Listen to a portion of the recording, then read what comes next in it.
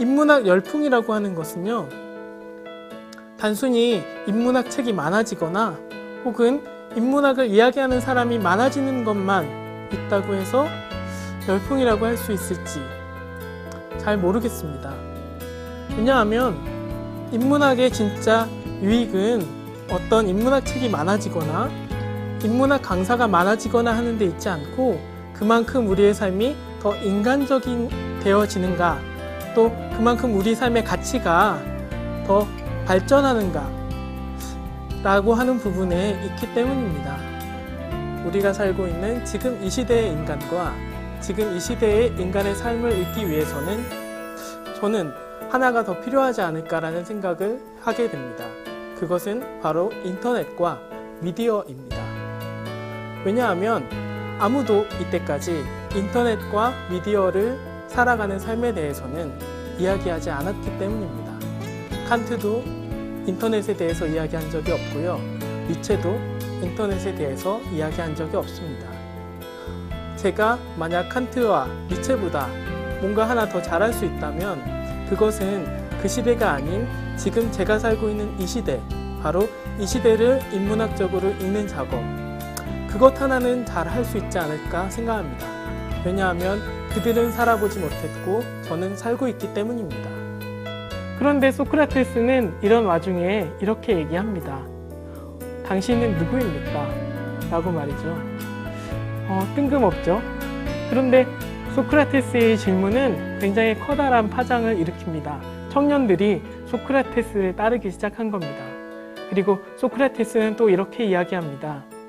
네가 알지 못하는 것을 알지 못한다고 이야기해라 라고 소크라테스가 말합니다. 이게 무슨 뜻이냐면 그 당시의 소피스트는 자기가 다 안다라고 이야기했거든요. 아, 내가 보기에 세상의 기원은 이래. 아, 내가 보기에 인생은 이래. 전부 다들 자기가 안다라고만 이야기했었습니다. 그런데 소크라테스는 인간은 모든 것을 다 알 수 없어. 인간은 한계를 가지고 있고 내가 뭘 모른다고 이야기할 때 오히려 더 정확한 진리가 드러나는 거야 라고 전혀 다른 차원의 이야기를 했던 것이죠. 그래서 도서관에 가면 인간관계에 대한 책이 엄청나게 많습니다.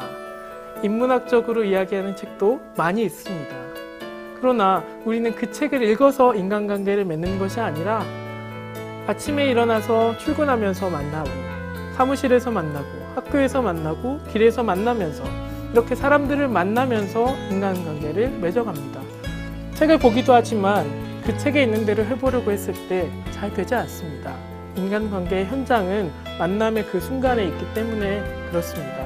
1995년쯤에 미국의 경제학자이자 사상가인 제레미 리프킨이 노동의 종말이라는 책을 펴냈는데요.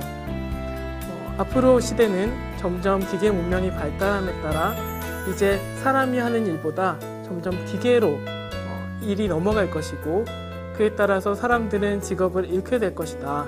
그래서 결과적으로는 노동이 사라지는 그런 시대가 올 텐데, 그 시대는 아주 암흑일 수도 있고 아니면 장밋빛 미래일 수도 있다.